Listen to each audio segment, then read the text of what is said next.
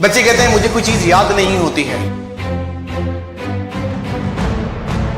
99% student से अच्छा result तुम्हारा है। बोर्ड के एग्जामिनेशन में फाइनल टच कैसे लाया जा सकता है और प्रिपरेशन को धार कैसे दी जा सकती है, मैं आपको पूरे 100% कह सकता हूं, 1000% I can give you guarantee कि आप वो कभी नहीं भूलेंगे। That must be kept in mind to crack everything, whatever you want and achieve in your final examination.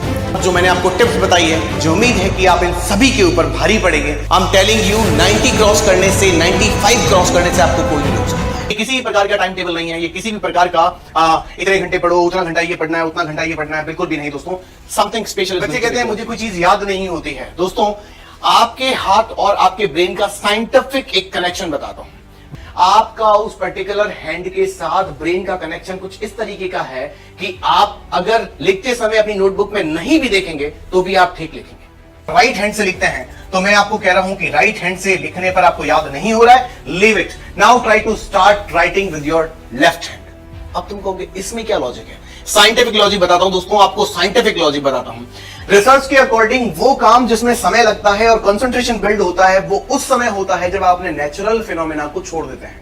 आप नेचुरल प्रोसेस के अकॉर्डिंग काम नहीं कर रहे हैं। आप अब अपने आप को चैलेंज देकर लेफ्ट हैंड से कुछ लिखने की कोशिश कर रहे हैं। It is quite easy for me to write Shravan with my right hand, है ना? हाँ, बहुत इजी है मेरे लिखना। बट जब बात आती है मुझे लेफ्ट हैंड से लिखने की, तो मैं लेफ्ट हैंड से ना तो रनिंग लिख पाऊंगा और ना कुछ बात, और मुझे लिखने के लिए पूरा कंसंट्रेशन लगाना पड़ेगा। बोलो हाँ या ना, है ना? अपने दूसरे हाथ को यूज करिए व्हाइल राइटिंग। मैं आपको पूरे 100% कह सकता हूं, 1000% I can give you guarantee कि आप वो कभी नहीं भूलेंगे।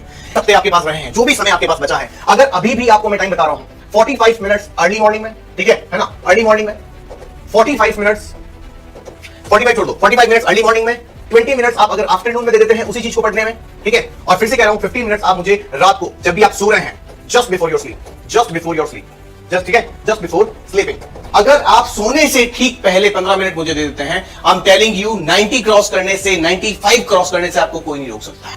नंबर 1 पर आना it's not a big deal, है ना? I heard somewhere in Ronaldo's interview, है ना? ओके, यानी achieving the first position is not a big deal, but to be there constantly, rapidly throughout the year and throughout the years, it is a tough task.